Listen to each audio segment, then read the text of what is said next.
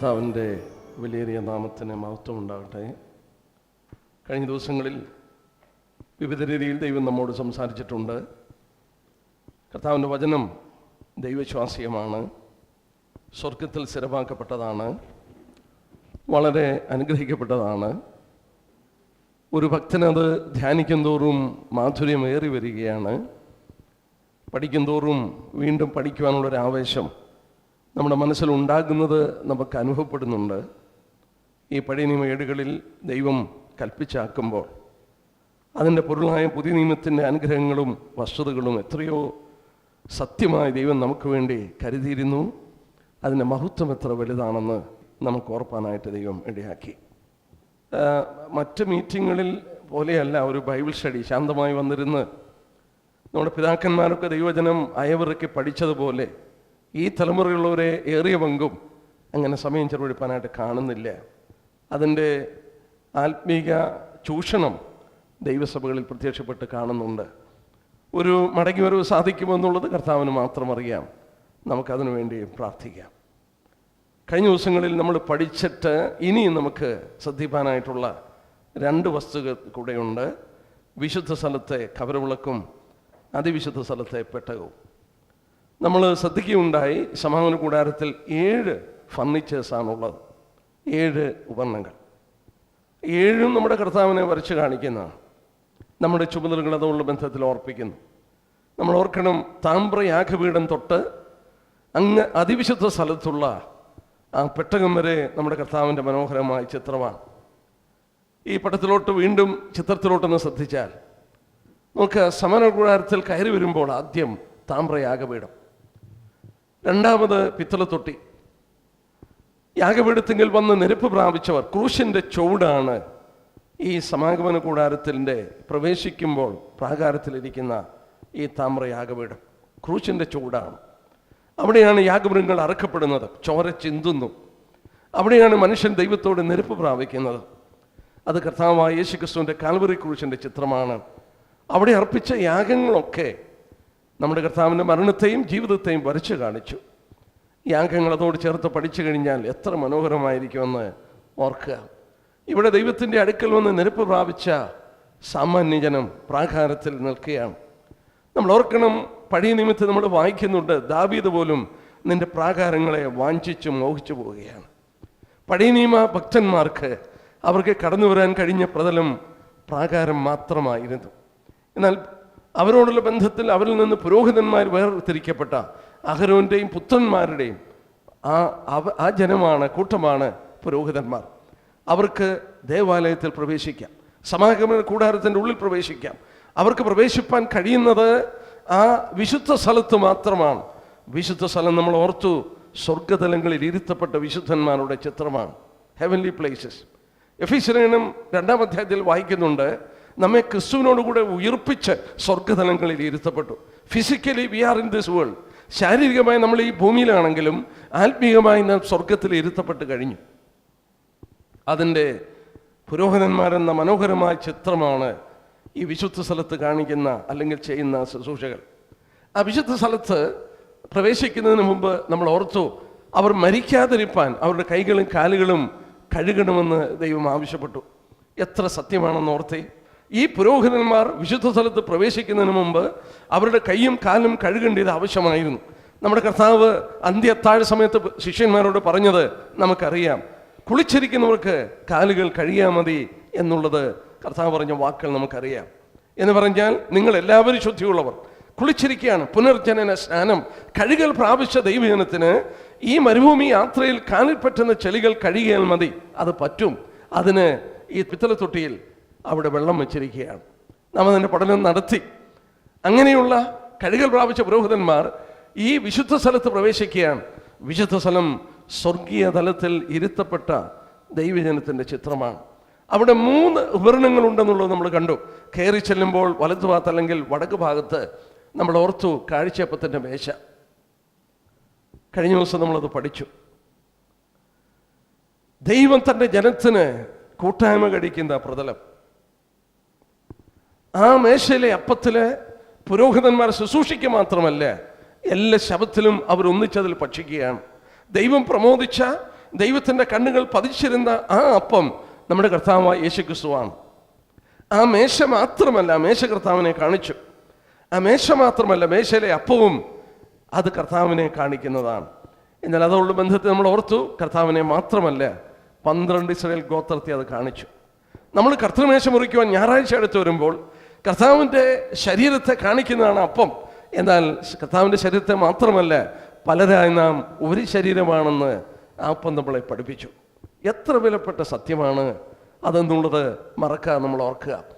നോക്കുക, അതുള്ള ബന്ധത്തിൽ നമ്മൾ ഓർത്തു, അവർ ഈ ആത്മീയ ഭോജനം ഭക്ഷിക്കുക മാത്രമല്ല, സ്വർണ്ണ ധൂപപീഠത്തിൽ അവർ ധൂപം ദൈവത്തിന് കരയേറ്റുന്നതായിട്ട് നമ്മൾ പഠിച്ചു.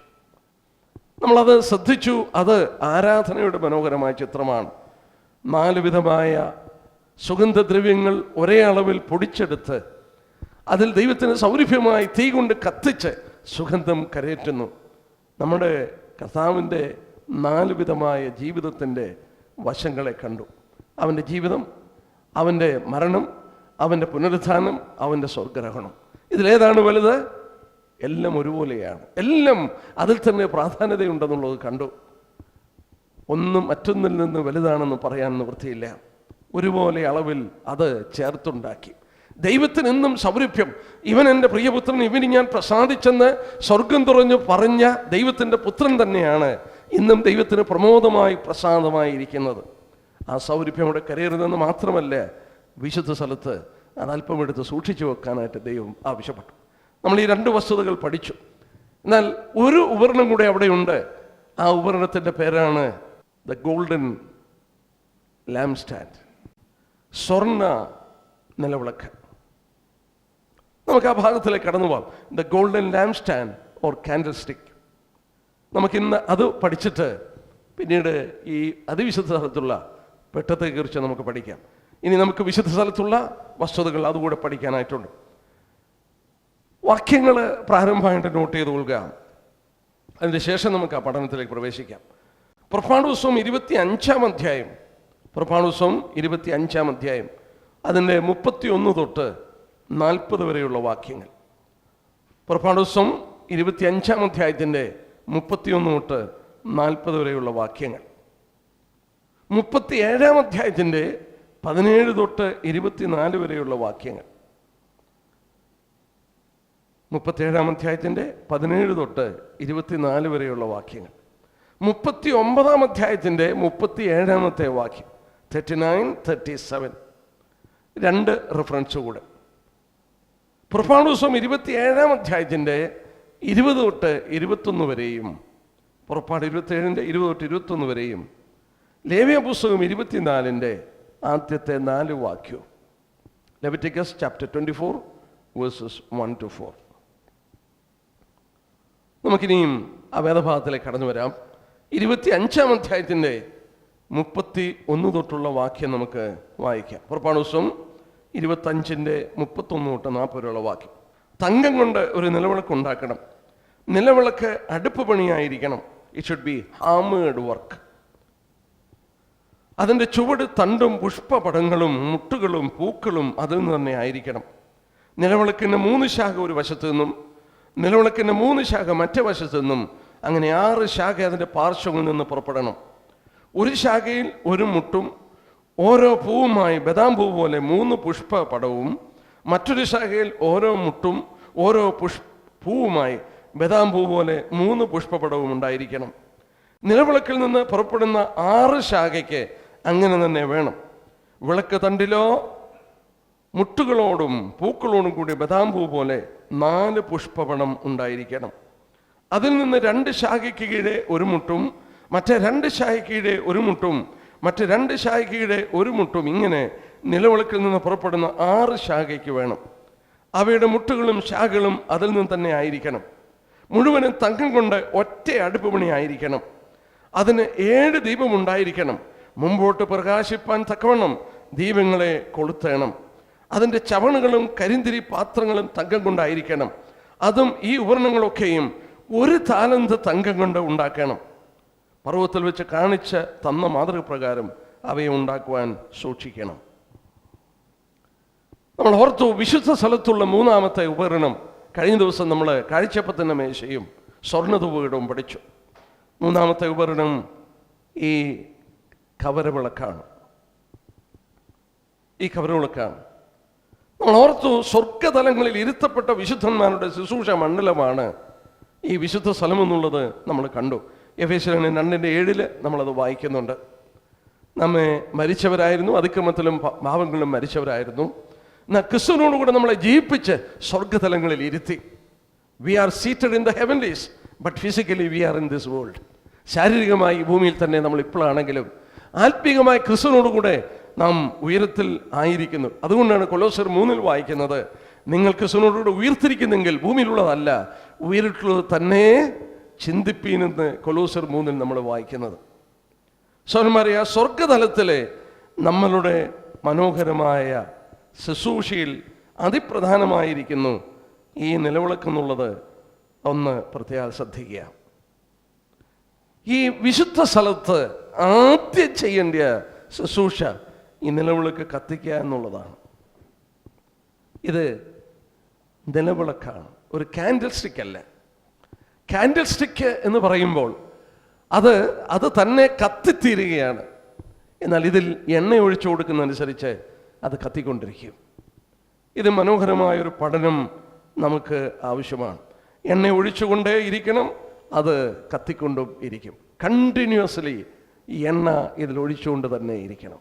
എന്താണത് കാണിക്കുന്നതെന്നുള്ളത് നമുക്ക് വായിക്കാം.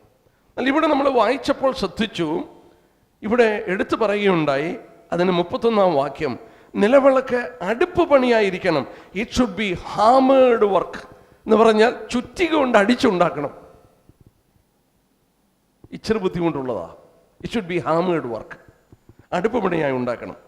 നോക്കുക 39-ാം വാക്യം, അതും ഈ ഉപകരണങ്ങളൊക്കെയും 1 താലന്ത് തങ്കം കൊണ്ട് ഉണ്ടാക്കണം. 1 talent ഓഫ് ഗോൾഡ്. 1 താലന്ത് തങ്കമെന്ന് പറയുന്നത് ഏതാണ്ട് 100-125 പൗണ്ടാണ് റാത്തൽ. നമ്മുടെ അളവിനനുസരിച്ച് ഏതാണ്ട് 56.6 കിലോഗ്രാം ഗോൾഡ്. ഒരു നിമിഷം ശ്രദ്ധിക്കുക, 56.6 കിലോഗ്രാം ഉള്ള ഒരു തങ്ക കട്ടിയെടുത്ത് വെച്ചിട്ട് ഇത് അടിച്ച് ഈ പറയുന്ന ബദാം പൂക്കളും കായ്കളുമായിട്ട് ഏതാണ്ട് ഇവിടെ കാണുന്ന ചിത്രം പോലെ, ഇത് കറക്റ്റായിട്ടുള്ളൊരു മോഡൽ അല്ല. കാരണം ഇതിൻ്റെ നടുക്കത്തെ തണ്ട് കിളന്നു നിൽക്കും. ഇതൊരു ബദാം വൃക്ഷം പോലെ ആയിരിക്കും. ഇവിടെ കാണുന്ന ചിത്രമാണ് ഏതാണ്ട്, ഇതും ഏതാണ്ട് ഇങ്ങനെ ഇരിക്കും. നമ്മൾ ആ ഭാഗം ഒന്ന് ശ്രദ്ധിച്ചാൽ അറിയാം. അത് നടുക്കത്തെ തണ്ട് കളന്നും അതിൻ്റെ സൈഡിലെ 3-6 തണ്ടുകൾ ബദാം പൂക്കളും പുഷ്പങ്ങളുമായി അതിങ്ങനെ കായ്ച്ചു നിൽക്കുന്ന ഒരു ബദാം ചെടി പോലെയാണ് ഇത് കാണുന്നതെന്നുള്ളത് ശ്രദ്ധേയമായൊരു കാര്യമാണ്. നമ്മൾ ഓർക്കണം, ഇത് വായിക്കുമ്പോൾ നമ്മുടെ കർത്താവിനെ വരച്ചു കാണിക്കുന്ന ദൈവത്തിൻ്റെ സർവ്വജ്ഞാനത്തിൽ ഇതിൻ്റെ വിലയേറിയ പഠനം എത്ര വിലപ്പെട്ടതാണെന്ന് ഓർക്കുക. ഒരിക്കൽ കൂടെ ഓർക്കുക, ഇത് ഹാമേഡ് വർക്കാണ്. 56.6 കിലോഗ്രാം തങ്കം ഉരുക്കിയെടുത്ത് ഒരു നിലവിളക്ക് ഉണ്ടാക്കുക എന്ന് പറഞ്ഞാൽ എളുപ്പമാണ്. നമ്മളത് ഓർത്ത് ഇതിൻ്റെ ഓരോ ശാഖകളിലും ബദാം പൂക്കളും ബദാം ബഡും ഫ്ലവറും കായുമായിട്ട് ഇങ്ങനെ ഇതിനെ ഉണ്ടാക്കിയെടുക്കണമെങ്കിൽ ഉരുക്കിയെടുത്ത് അതിനെ ചേർത്തെടുത്താൽ ഈ 6 ശിഖരമുള്ള വിളക്കുണ്ടാക്കാൻ എളുപ്പമാണ്. എന്നാൽ അങ്ങനെയല്ല ദൈവം പറഞ്ഞത്. 1 താലന്ത് സ്വർണം എടുത്തിട്ട് അതിനെ അടുപ്പ് പണിയായിട്ടുണ്ടാക്കണം. 25-ാം അധ്യായത്തിൻ്റെ 36-ാം വാക്യം നമുക്ക് നോക്കാം. 25-ാം അധ്യായത്തിൻ്റെ 36-ാമത്തെ വാക്യം, അവയുടെ മുട്ടുകളും ശാഖകളും അതിൽ തന്നെ ആയിരിക്കണം, മുഴുവനും തങ്കം കൊണ്ട് ഒറ്റ അടുപ്പ് പണിയായിരിക്കണം. ആൻഡ് ദേ ഷാൽ, അത് നോക്കുക, അത് മുഴുവൻ ഒറ്റ അടുപ്പ് പണിയായിട്ടുണ്ടാക്കണം. എളുപ്പമല്ലേ? എന്നാൽ ഒരു കാര്യം ഓർക്കണം, ഇതിൻ്റെ പണി കഴിയുമ്പോൾ സമാപന കൂടാരത്തിലെ ഏറ്റവും ബ്യൂട്ടിഫുൾ സാധനം എന്ന് പറയുന്നത് ഇതായിരിക്കും. It is the most beautiful furniture, the most skilful and the most ornamental furniture in the tabernacle. ഈ സമാപന കൂടാരത്തിലെ ഏറ്റവും സൗന്ദര്യമുള്ളതും ഏറ്റവും സ്കിൽഫുള്ളായിട്ട് പ്രാപ്തിയോടുകൂടെ ഉണ്ടാക്കപ്പെട്ട ഏറ്റവും മനോഹരമായ ഒന്നാണ്. ഇന്നും ഇതെങ്ങനെ ഉണ്ടാക്കിയെടുക്കും എന്നുള്ളത് മനുഷ്യന് മനസ്സിലാക്കാനായിട്ട് ബുദ്ധിമുട്ടുണ്ട്. ഇന്നും മനുഷ്യന് ബുദ്ധിമുട്ടുണ്ട്. നമ്മൾ ഓർത്ത് 56.6 കിലോഗ്രാം, ഏതാണ്ട് 55-56 കിലോഗ്രാം ഒരു സ്വർണ്ണ കട്ടിയെടുത്ത് വെച്ചിട്ട് ഇതിൻ്റെ 6 ശാഖകളും ഇതിൻ്റെ നടുക്കത്തെ തണ്ടുമെല്ലാം ബദാം പൂക്കളും കായ്കളുമായിട്ട് ഉണ്ടാക്കി ഇതിൻ്റെ അറ്റത്തുള്ള വിളക്കുകളെല്ലാം അതുപോലെ അടിച്ചെടുത്ത് ഒന്ന് എടുക്കുക എന്ന് പറഞ്ഞാൽ, ഹാമർ ചെയ്ത് എടുക്കുക എന്ന് പറഞ്ഞാൽ എളുപ്പമുള്ള പണിയാണോ? അല്ല. നമ്മൾ ദൈവം അത് കാണിച്ചു കൊടുത്തെന്ന് മാത്രമല്ല, കഴിഞ്ഞ ദിവസം നമ്മൾ പഠിച്ചു, ബെസലേനെ മൊഹലിയാവിനെ ദൈവം ആത്മാവിനാൽ നിറച്ച് ആ ശുശ്രൂഷ ചെയ്യുവാനായിട്ട് ഒരുക്കുകയായിരുന്നു. എന്തിനാണ് ഇതിങ്ങനെ പറഞ്ഞ ദൈവം? ഇതിനെ ബീറ്റൺ വർക്കായിട്ട് മുഴുവൻ ഒറ്റ അടുപ്പണിയായിട്ട് ഉണ്ടാക്കണമെന്ന് ദൈവം ആവശ്യപ്പെട്ടത്. എന്തിനാണ് ദൈവം പറഞ്ഞത്? ഒരു പ്രോസസ്സാണ്. എത്ര അടിയേറ്റ് കാണും ഈ ഒരു തങ്കക്കട്ടി? എത്ര അടിയേറ്റ് കാണും? അത് അടിച്ചടിച്ചടിച്ച് ഇവരുടെ കരങ്ങൾ കഴിക്കുന്നത് വരെ അടിച്ച് എത്ര ശ്രദ്ധിച്ചടിച്ച് കാണും. അതിൻ്റെ ഓരോ ശാഖകളും മൊട്ടുകളും ബദാം പൂക്കളും പുഷ്പങ്ങളും ഒക്കെ ഉണ്ടാക്കിയെടുക്കാൻ എത്ര പ്രാവശ്യം അവർ അടിച്ച് കാണും. എൻ്റെ സഹോദരന്മാരെ, ഈ ബീറ്റൺ പ്രോസസ് പിതാവായ ദൈവം തൻ്റെ പുത്രനെ കഷ്ടാനുഭവങ്ങളാൽ തികഞ്ഞവനാക്കി തീർത്തതിൻ്റെ മനോഹരമായ ചിത്രം. യെശയ്യാ 53:10 വായിക്കുന്നു, അവനെ തകർത്ത് കളയുവാൻ യഹോവയ്ക്ക് പ്രസാദം തോന്നി. അവനെ തകർത്ത് കളയുവാൻ ദൈവത്തിന് പ്രസാദം തോന്നി. ഞാനാണ് ലോകത്തിൻ്റെ വെളിച്ചമെന്ന് പറഞ്ഞ ഈ കർത്താവിനെ, മനോഹരമായ കർത്താവിനെ വരച്ചു കാണിക്കുന്ന ഈ നിലവിളക്ക് നമ്മൾ ഓർത്തതുപോലെ അനേക അടികളേറ്റ് അതൊരു നിലവിളക്കായി മാറിയതുപോലെ, ഈ കവരവിളക്കായി മാറിയതുപോലെ അവനെ തകർത്ത് കളയുവാൻ യഹോവയ്ക്ക് പ്രസാദം തോന്നി. ദൈവത്തിൻ്റെ കരം കൊണ്ട് അവനേറ്റ അടികളുടെ ചിത്രമാണ്. എന്നാൽ ഇതിൽ ദൈവം എടുത്തു പറഞ്ഞു, 33-ാം വാക്യം നോക്കിയേ, ഒരു ശാഖയിൽ ഓരോ മുട്ടും ഓരോ പൂവുമായി ബദാം പൂ പോലെ 3 പുഷ്പപടം, മറ്റേ ശാഖയിൽ ഓരോ മുട്ടും ഓരോ പൂവുമായി ബദാം പൂ പോലെ 3 പുഷ്പപടം ഉണ്ടാക്കണം. നോക്കുക, എന്താ ദൈവം പറയുന്നത്? ഇവിടെ നമ്മൾ വായിച്ചു നോക്കിയാൽ അൽമണ്ട്, അതിൻ്റെ ബഡ്സ്, തളിർപ്പ്, പിന്നീട് ഫ്ലവേഴ്സ്, പൂവ്, പിന്നെ ബദാം ഫലം, ഈ 3 കാര്യങ്ങൾ അതിൽ ഉണ്ടാക്കണമെന്ന് പറഞ്ഞു. Buds, flowers and almonds. ഒരു വൃക്ഷം പോലെ അവിടെ ബദാമിൻ്റെ തളിർത്ത ബഡ്സ്, അത് പിന്നെ പൂവ്, പിന്നീട് ബദാം, ഇങ്ങനെ അത് നിർമ്മിച്ചെടുക്കുകയാണ്. എന്നിട്ടാണ് ദൈവം ഇങ്ങനെ പറഞ്ഞത്. പ്രത്യേകം നമ്മൾ ഓർക്കണം, 7 ശിഖരങ്ങൾ വരും മൊത്തം. 7 ഫോക്ലാൻഡ്. 7 is always fullness of God's number. എന്തിനാണ് ഈ ബദാം പൂക്കളും പുഷ്പങ്ങളും അതിൻ്റെ ബദാം കായും ഇതിൽ വേണമെന്ന് ദൈവം പറഞ്ഞത്? സംഖ്യാപുസ്തകം 17-ാം അധ്യായം നിർത്താട്ടെ. Numbers chapter 17. നമ്പേഴ്സ് ചാപ്റ്റർ 17, 17-ാം അധ്യായത്തിൻ്റെ 8-ാമത്തെ വാക്യം. പിറ്റേന്നാൾ മോശ സാക്ഷ്യ കൂടാരത്തിൽ കടന്നപ്പോൾ ലേവ്യ ഗൃഹത്തിനുള്ള അഹരോന്റെ വടി തളിർത്തിരിക്കുന്ന കണ്ടു. അത് തളിർത്ത് പൂത്ത് ബദാം ഫലം കായ്ച്ചു. ഈ ഓർഡർ തന്നെയാണ് അവിടെയും വായിച്ചത്.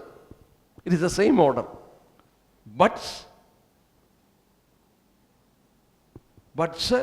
Blossom and almonds. Buds, flowers and almonds. ആ ഓർഡറിൽ തന്നെയാണ് ഇവിടെ നമുക്കറിയാം ഈ ചരിത്രം. അഹരോന്റെ തളിർത്ത വടി മോശയും അഹരോനും ശുശ്രൂഷിക്കുന്നു. ഇസ്രായേൽ ജനം ഫോറഹും അവനോടുകൂടെ 250 പേരും കൂടെ കൂടി ഇത് കുടുംബ ശുശ്രൂഷയല്ലെന്നും പറഞ്ഞ് അവിടെ പ്രശ്നം ആരംഭിക്കുകയാണ്. ദൈവം അവരെ ശക്തമായി ശിക്ഷിച്ച് ഭൂമി വായു തുളർന്നവരെ വിഴുങ്ങിക്കളഞ്ഞു, തീയിറങ്ങി ദഹിപ്പിച്ചു കളഞ്ഞു. പക്ഷെ അവിടെ വീണ്ടും ശബ്ദമുണ്ടായി. മോശയ്ക്കെതിരായി ജനം പിറുപിറുത്തു.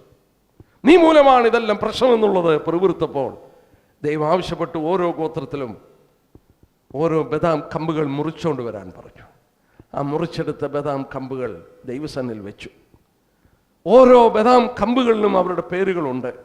അടുത്ത ദിവസം രാവിലെ മുറിച്ചെടുത്ത കമ്പ് നോക്കുമ്പോൾ നമ്മളിവിടെ വായിച്ച പോലെ തളിർത്ത് പൂത്ത് ബദാം കായ്ച്ചിരിക്കുന്ന കമ്പ് ആരുടെയാണോ അവരെ ദൈവം തെരഞ്ഞെടുത്തു എന്നുള്ളത് ദൈവം ഉറപ്പ് കൊടുക്കുകയാണ്. പിറ്റേ ദിവസം രാവിലെ കണ്ടു അഹരോന്റെ ഈ മുറിച്ചെടുത്ത കമ്പ് തളിർത്തിരിക്കുന്നു. ഇസ്രായേൽ ജനത്തിൻ്റെ ശബ്ദം അവിടെ നിശ്ചലമായി തീരുന്നു. ദൈവം അഹരോനെ തെരഞ്ഞെടുത്തു എന്നുള്ളത് അവിടെ തെളിയിക്കുകയാണ്. എൻ്റെ സഹോദരന്മാരെ, ഈ സത്യം അങ്ങോട്ടൊന്നെടുത്ത് യൂസ് ചെയ്തേ. നമ്മൾ ഓർക്കണം, ജീവനുള്ള വൃക്ഷത്തിൽ നിന്ന് മുറിച്ചെടുത്ത കമ്പുകൾ ദൈവത്തിന് മുന്നിൽ വെക്കുകയാണ്. It is cut off. യെശയ്യാ പ്രവചനം 53:8 വായിക്കുന്നു, ജീവനുള്ളവരുടെ ദേശത്ത് നിന്ന് അവൻ ഛേദിക്കപ്പെട്ടു. He was cut out of the land. മുറിച്ചു മാറ്റി.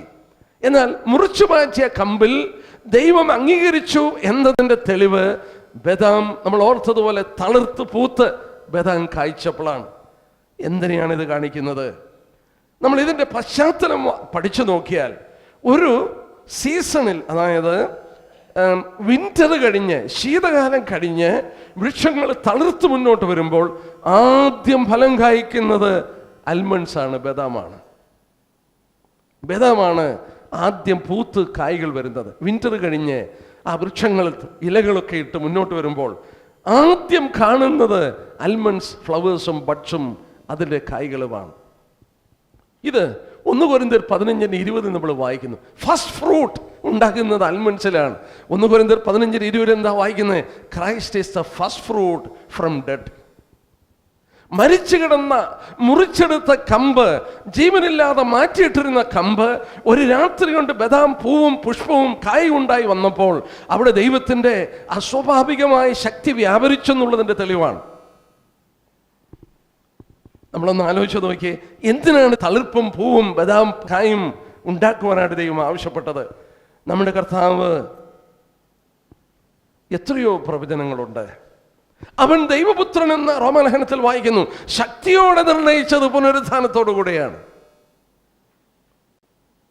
നോക്കണം, വിശുദ്ധിയുടെ ആത്മാവ് സംബന്ധിച്ച് ദൈവപുത്രൻ എന്ന് ശക്തിയോടെ നിർണയിച്ചു. അപ്പോസ്തലർ 2:27 വായിക്കുന്നു, നീ എൻ്റെ പ്രാണനെ പാതാളത്തിൽ വിടില്ല, നിന്റെ പരിശുദ്ധനെ ദ്രവത്വം കാണുവാൻ സമ്മതിക്കില്ല. അവൻ്റെ ശരീരം ദ്രവിക്കുവാൻ ദൈവം അനുവദിച്ചില്ല. ആ ശരീരം 3-ാം ദിവസം ഉയർത്തി നിൽക്കുകയാണ്. ദ്രവത്വം കടന്നു വരുന്ന മുമ്പ് റോമർ 6:9 വായിക്കുന്നു, ക്രിസ്തു മരിച്ചിട്ട് ഉയർത്തി നിന്നിട്ടിരിക്കയാൽ ഇനി മരിക്കില്ല, മരണത്തിന് അവൻ്റെ മേൽ കർത്തൃത്വമില്ല. എമ്മൗസിൽ പോയ ശിഷ്യന്മാർ, അവർക്ക് മനസ്സിലായി ക്രിസ്തു വാസ്തവമായി പുനരുത്ഥാനം പ്രാപിച്ചിരിക്കുന്നു. എൻ്റെ പ്രിയപ്പെട്ട സൗരീശ്വരന്മാരെ, ഒരു സത്യം വൃത്തിയാൽ ഓർക്കുക, ഇതിൽ ദൈവം ഈ ബദാം പുഷ്പങ്ങളും അതിൻ്റെ പൂവും കായുമൊക്കെ അടിപൊളിയായിട്ട് ഉണ്ടാക്കിയെടുക്കുവാൻ പറഞ്ഞത് നമ്മുടെ കർത്താവിനെ വരച്ചു കാണിക്കുന്ന ഈ വിളക്കിൽ അവനാണ് ഫസ്റ്റ് ഫ്രൂട്ട്. ആ സീസണിൽ ആദ്യം കായ്ച്ചു വരുന്ന ആ വൃക്ഷം ബദാമാണ്. മരിച്ചവരിൽ നിന്ന് ആദ്യ ഫലമായി അവനാണ് എന്നുള്ളത് വായിക്കുകയാണ്. എന്നാൽ ഈ 2 ഭാഗത്ത് നമ്മൾ ശ്രദ്ധിച്ചു, തളിർത്തു, പൂത്തു, ബദാം ഫലം കായ്ച്ചു. ഇംഗ്ലീഷിൽ വായിച്ചാൽ buds, blossom and almonds. Buds, flowers and almonds. ആദ്യം മൊട്ടുണ്ടായി, ബഡ്സ്, ഫ്ലവേഴ്സ് ആൻഡ് ആൽമണ്ട്സ്. ആ ഓർഡർ ഈ 2 ഭാഗത്തും ദൈവം പറഞ്ഞു. നോക്കുക, ഈ പുനരുത്ഥാനത്തുള്ള ബന്ധത്തിൽ നമ്മൾ ശ്രദ്ധിച്ചു നോക്കിയാൽ, അവൻ പുനരുത്ഥാനം പ്രാപിച്ചെന്ന് കല്ലറക്കൽ ചെന്ന് ചിലർ കാണുകയാണ്. ആ കല്ല് ഉരുട്ടി മാറ്റിയിരിക്കുന്നു. ആ കല്ലറ എംറ്റിയാണ്. അവൻ ചുറ്റിയിരുന്ന ശീലകൾ, അത് മൽപ്പിടുത്തങ്ങൾ ഒന്നും നടന്നിട്ടില്ല. അതുപോലെ തന്നെ ഒരു കുക്കൂൺ പോലെ ആ തിരശ്ശീല അവിടെ ഇരിക്കുന്നു. അവരത് കണ്ടു. അവൻ ഇവിടെ ഇല്ലെന്നുള്ളത് അവർക്ക് മനസ്സിലായി. അവൻ പുനരുത്ഥാനം പ്രാപിച്ചെന്നുള്ളതിൻ്റെ ബഡ്, ആ തളിർപ്പ് അവരുടെ മനസ്സിലത് ഉണ്ടാകുകയാണ്. Buds is the first sign of resurrection. ബദാം ചെടിയിൽ ആദ്യം ആ ബഡ് ഉണ്ടാകുന്ന പോലെ ഈ കല്ലറയ്ക്കൽ ചെന്ന് ആ കല്ലുരുട്ടി മാറ്റി അവനോട് ഇല്ലെന്നുള്ളത് മനസ്സിലായപ്പോൾ അവരുടെ ഉള്ളിൽ ആ ബഡ് വിരി ഉണ്ടാകുകയാണ്. അല്പം കൂടെ കഴിഞ്ഞു നാം വായിക്കുന്നു, അപ്പോസ്തലർ 28:2, ദൂതന്മാർ കല്ല് ഉരുട്ടി നീറ്റെന്ന് മാത്രമല്ല, മർക്കോസ് 16:5-6 വാക്യത്തിൽ വായിക്കുന്നു, ഒരു ചെറുപ്പക്കാരൻ അതിൻ്റെ വലത്തുഭാഗത്തിരിക്കുന്നുണ്ട്. ദൂതന്മാർ പ്രത്യക്ഷപ്പെട്ടു. അവൻ ഇവിടെ ഇല്ല, അവൻ ഉയർത്തുന്നിട്ടിരിക്കുന്നു. ആ ബഡ്ഡുകൾ പുഷ്പങ്ങളായി മാറി. തീർന്നില്ലേ? അത് മതിയായിരുന്നു. യോഹന്നാന്റെ സുവിശേഷം 20:12 വായിക്കുന്നുണ്ട്, 2 ദൂതന്മാർ ഓടിച്ചെന്നു. യോഹന്നാൻ ആ കല്ലറയ്ക്ക് അകത്ത് കിടന്നു. അവൻ അത് മതി വിശ്വസിച്ചെന്നാ വായിക്കുന്നത്. പോരാ. എന്നാൽ അതിൻ്റെ പൂർണ്ണമായ ഫലം മഗ്ദലക്കാരി മറിയയ്ക്ക് കർത്താവ് പ്രത്യക്ഷപ്പെട്ടു. പത്രോസിന് ദൈവം പ്രത്യക്ഷപ്പെട്ടു. സ്ത്രീകൾക്ക് ദൈവം പ്രത്യക്ഷപ്പെട്ടു. എമ്മൗസിലേക്ക് ശിഷ്യന്മാർക്ക് കർത്താവ് പ്രത്യക്ഷപ്പെട്ടു. തോമസിന് ദൈവം പ്രത്യക്ഷപ്പെട്ടു. തിബിരിയോസ് കടൽ വെച്ച് ശിഷ്യന്മാർക്ക് പ്രത്യക്ഷപ്പെട്ടു. ഗലീല പർവ്വതത്തിൽ അവർക്ക് പ്രത്യക്ഷപ്പെട്ടു. അവൻ പ്രത്യക്ഷപ്പെട്ടവർ കണ്ടപ്പോൾ ആ പ്രത്യാശ പൂവണിഞ്ഞു. ബഡ്, ഫ്ലവർ, കൈകള്, അവരുടെ പ്രത്യാശ പൂവണിഞ്ഞു. സമാഗമന കൂടാരത്തിൻ്റെ വിശുദ്ധ സ്ഥലത്ത് പ്രവേശിക്കുന്ന പുരോഹിതന് നാം ഓർക്കണം, ആ വിശുദ്ധ സ്ഥലത്തിന് ജനലില്ല. ആ വിശുദ്ധ സ്ഥലത്തിൽ വെട്ടം കയറുവാനായിട്ട് ഒരു മാർഗവും കൽപ്പിച്ചിട്ടില്ല. നോക്കുക, പുറത്തുനിന്നുള്ള വെട്ടം അതിനകത്തില്ല. എന്നാൽ അത് പ്രകാശപൂരിതമാണ്. അവിടെയുള്ള ഉപകരണങ്ങളൊക്കെ സ്വർണം കൊണ്ട് നിർമ്മിക്കപ്പെട്ടതോ സ്വർണം പൊതിഞ്ഞതോ ആണ്. എന്നാൽ അവിടെ ശുശ്രൂഷിക്കുന്ന പുരോഹിതന്മാർക്ക് വെളിച്ചം കിട്ടുവാൻ ദൈവം അവിടെ കയറി ചെല്ലുമ്പോൾ ഇടതുഭാഗത്ത് ഒരു കവരവിളക്ക് ഉണ്ടാക്കുവാനായിട്ട് ആവശ്യപ്പെട്ടു. എന്നാൽ ഈ കവരവിളക്ക് നമ്മുടെ കർത്താവിനെ പഠിപ്പിക്കുന്നു. ദൈവം പ്രത്യേകം അവിടെ നിഷ്കർഷിച്ചു, ഒരു താലന്ത് ഏതാണ്ട് 100-125 റാത്തൽ ഭാരമുള്ള ഒരു സ്വർണ്ണക്കട്ട ഉരുക്കിയെടുക്കാനല്ല, അത് അടിച്ച് 7 ഫോക്ക് ചെയ്ത് അതിൽ ബദാം പൂക്കളും പുഷ്പങ്ങളും നിർമ്മിക്കുവാനായിട്ട് ആവശ്യപ്പെടുമ്പോൾ മാനവരാശിക്ക് വേണ്ടി അടികളേറ്റ അവൻ്റെ അടിപ്പിണകളാൽ നമുക്ക് സൗഖ്യം നൽകിയ നമ്മുടെ കർത്താവിനെയാണ് വളരെ വ്യക്തമായി ഇത് കാണിക്കുന്നത്. He has gone through that beating process. അവൻ ഒരുപാട് അടികളേറ്റു. അവൻ അടികളേറ്റ് നമുക്ക് വേണ്ടി രക്ഷ സാധിപ്പിച്ചു തന്ന ആ കർത്താവിൻ്റെ മഹത്വപൂർണമായ ചിത്രമാണ് ഈ കവരവിളക്ക് നമ്മളെ പഠിപ്പിക്കുന്നത്. നമുക്ക് വേണ്ടി കഷ്ടമനുഭവിച്ച കർത്താവിനെ നമുക്ക് സ്തുതിക്കുകയും അവൻ്റെ അടുക്കൽ വന്ന് അവനെ വാഴ്ത്തുകയും മഹത്വപ്പെടുത്തുകയും ആരാധിക്കുകയും ചെയ്യാം. അവനിൽ ആ കത്തുന്ന തിരികൾ ദൈവത്തിൻ്റെ ജനമാണ്. അവരാണ് നിങ്ങൾ ലോകത്തിൻ്റെ വെളിച്ചമാണെന്ന് പറഞ്ഞ പോലെ അവനിൽ കത്തി മറ്റുള്ളവർക്ക് പ്രകാശം നൽകുന്നത്. ദൈവം നമ്മളെ ധാരാളമായി അതിന് ഇടയാക്കട്ടെ.